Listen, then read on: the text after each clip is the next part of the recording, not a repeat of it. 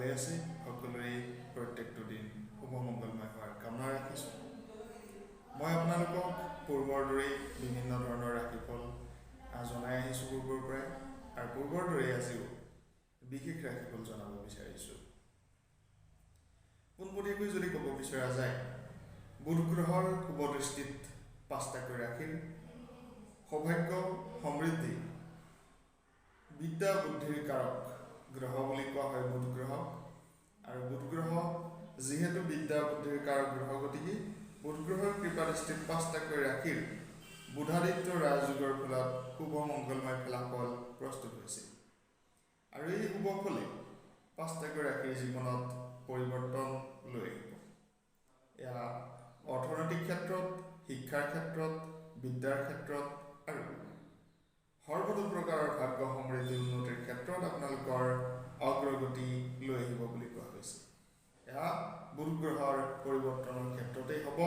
আৰু বুধ গ্ৰহৰ যি পৰিৱৰ্তন, এই বুধৰ পৰিৱৰ্তনত কিন্তু এই শুভ মংগলময় ফলাফল দেখা গৈছে। বুধ গ্ৰহৰ পৰিৱৰ্তন আৰু বুধাদিত্য ৰাজযোগ, অৰ্থাৎ বুধ আৰু ৰবি গ্ৰহ যেতিয়া এটা স্থানত থাকে বা এটা ৰাশিত থাকে, ঠিক তেনে সময়তেই বুধাদিত্য ৰাজযোগ প্ৰস্তুত হয়। যদি কোনোবা এঠাইত ৰবি গ্ৰহৰ পূৰ্বৰ পৰাই আছে আৰু সেই ঠাইত আহি বুধ উপস্থিত হয়, বা বুধ গ্ৰহ এঠাইত আছে, সেই ঠাইত যদি ৰবি গ্ৰহ আহি উপস্থিত হয়, এটা ঠাইত যদি বুধ ৰবিৰ বিশেষ মিলন হয়, তেনেহ'লে বুধাদিত্য ৰাজযোগ বুলি কোৱা হয়। আৰু এই বুধাদিত্য ৰাজযোগ সাধাৰণতে কোনো কোনো ৰাশিৰ ওপৰত সৌভাগ্য সমৃদ্ধিৰ যোগ প্ৰস্তুত কৰিছে। বিশেষভাৱে 1 ফেব্ৰুৱাৰীত গমন কৰিব বুধ গ্ৰহ, 1 ফেব্ৰুৱাৰীত মকৰ ৰাশিত গমন কৰিব বুধাদিত্য ৰাজযোগ, যাৰ বাবেই প্ৰস্তুত হ'ব। আৰু বুধাদিত্য ৰাজযোগ প্ৰস্তুত হোৱাৰ লগে লগেই কোনো কোনো ৰাশিৰ জীৱনত যথেষ্ট শুভ সংযোগ আহিছে। এই শুভ সংযোগ বিশেষভাৱে কোৱা হৈছে, এই শুভ সংযোগ বিভিন্ন প্ৰকাৰৰ শুভ মংগলময় ফলাফল আপোনাক দিব আৰু সোণত সুৱাগা চৰিব কোনো কোনো ৰাশি। চাই থাকক। এতিয়ালৈকে যদি চেনেলটো ছাবস্ক্ৰাইব কৰা নাই, ছাবস্ক্ৰাইব কৰিবলৈ অনুৰোধ জনাইছোঁ। সকলোকে বেল আইকনটো প্ৰেছ কৰিবলৈ নাপাহৰিব। যেতিয়া আমি ভিডিঅ' আপলোড কৰাৰ লগে লগে আপোনালোকে নটিফিকেশ্যন পাই যাব। বুধ গ্ৰহ হৈছে বুদ্ধিমত্তাৰ কাৰক গ্ৰহ, জ্ঞানৰ কাৰক গ্ৰহ, যুক্তিৰ কাৰক গ্ৰহ, সাংবাদিকতাৰ কাৰক গ্ৰহ। গতিকে গ্ৰহসকলৰ ৰাজপুত্ৰ হিচাপে পৰিগণিত বুধ গ্ৰহ 1 ফেব্ৰুৱাৰীৰ দুপৰীয়া 2:23 মকৰ ৰাশিত প্ৰৱেশ কৰিব। আৰু সূৰ্য ইতিমধ্যে মকৰ ৰাশিত আছে, যাৰ বাবে বুধৰ উপস্থিতিৰ কাৰণে বুধাদিত্য ৰাজযোগৰ প্ৰস্তুত হৈছে। আৰু এই ৰাজযোগ গঠনৰ ফলতেই উজ্জ্বল হ'ব ভৱিষ্যত 5টাকৈ ৰাশিৰ আৰ্থিক অৱস্থা আৰু শিক্ষাৰ ক্ষেত্ৰত অগ্ৰগতি, কৰ্মৰ ক্ষেত্ৰত অগ্ৰগতি দেখা গৈছে। আহিছোঁ প্ৰথম সৌভাগ্যৱান ৰাশিলৈ। প্ৰথম সৌভাগ্যৱান ৰাশি হৈছে মেষ ৰাশি। মেষ ৰাশিৰ জাতক জাতিকাসকলৰ শুভ আৰু মংগলময় ফলাফল দেখা গৈছে। মেষ ৰাশিৰ জাতক জাতিকাসকলৰ বাবে সুসময় সমাগত। মেষ ৰাশিৰ জাতক জাতিকাসকলৰ এই যুগৰ ফলত প্ৰভাৱত 5টাকৈ ৰাশিৰ জাতক জাতিকাসকলৰ যি প্ৰভাৱ, প্ৰথম সৌভাগ্যৱান ৰাশি মেষ ৰাশি। মেষ ৰাশিৰ জাতক জাতিকাসকলৰ সন্মান খ্যাতি পাব, কৰ্মজীৱনত উন্নতিৰ পথ, অগ্ৰগতিৰ দিশে লাভান্বিত হোৱাৰ দিশে আহিব। আনফালে আমি যদি ক'ব বিচাৰোঁ, যি কৰ্ম কৰিব বিচাৰে, বিভিন্ন ধৰণৰ পৰিকল্পনা লৈ আছে, এই পৰিকল্পনা আপোনালোকৰ সিদ্ধ হোৱাৰ সম্ভাৱনা বাঢ়িব। আয় বৃদ্ধি পাব, স্বনিয়োজন আহিব, কৰ্ম সংস্থাপনৰ বাট মুকলি হ'ব বুলি কোৱা হৈছে। মিথুন ৰাশি হৈছে দ্বিতীয় সৌভাগ্যৱান ৰাশি। মিথুন ৰাশিৰ জাতক জাতিকাসকলৰ বাবে এই ৰাজযোগ, বুধাদিত্য ৰাজযোগ আপোনালোকৰ বাবে সৰ্বাধিক শুভ ফল লৈ আহিছে।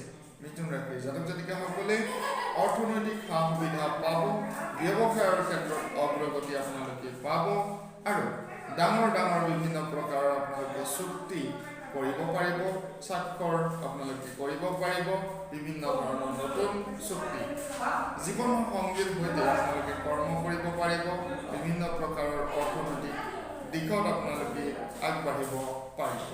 নিশ্চিতভাৱে আপোনালোকৰ জাতক জাতিকাসকলৰ বাবে আপোনালোকৰ ঘৰত সুখ শান্তি সমৃদ্ধিৰ এক বাতাবৰণ নিশ্চিতভাৱে থাকিব বুলি কোৱা হৈছে মিথুন ৰাশিৰ জাতক জাতিকাসকলৰ।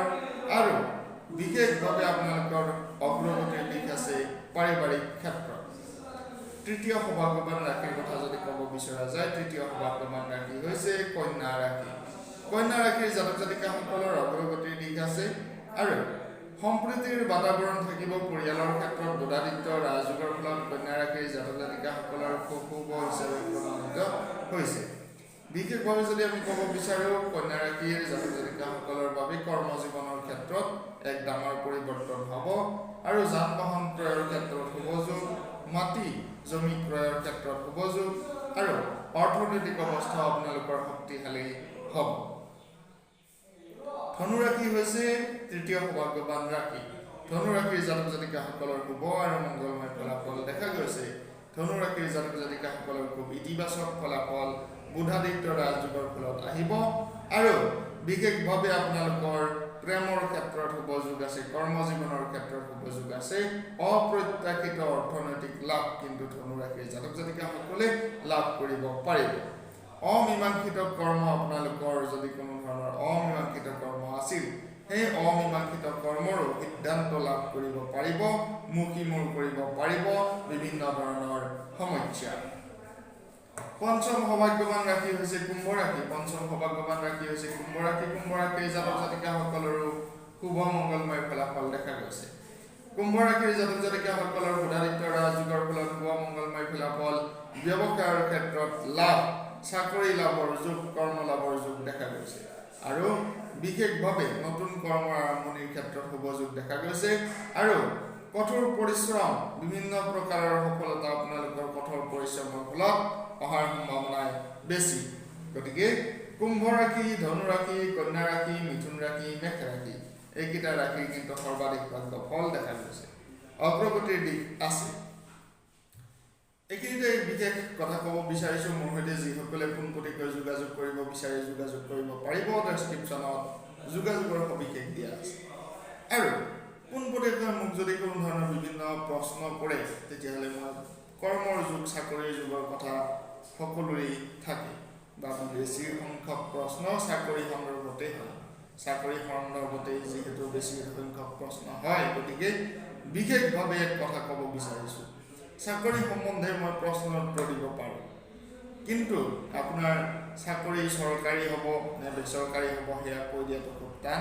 আৰু পোনপটীয়াকৈ যদি আমি ক'ব বিচাৰোঁ, কৰ্মযোগৰ কথা যদি শাস্ত্ৰত উল্লেখ আছে, গতিকে কৰ্মযোগ আপোনাৰ কৰ্ম হ'বনে নহয়, আপোনাৰ কৰ্ম কেনেধৰণৰ হ'ব, কি কৰ্মৰ লগত আপুনি জড়িত হ'ব পাৰিব, তাৰ বিষয়ে জনাব পাৰি।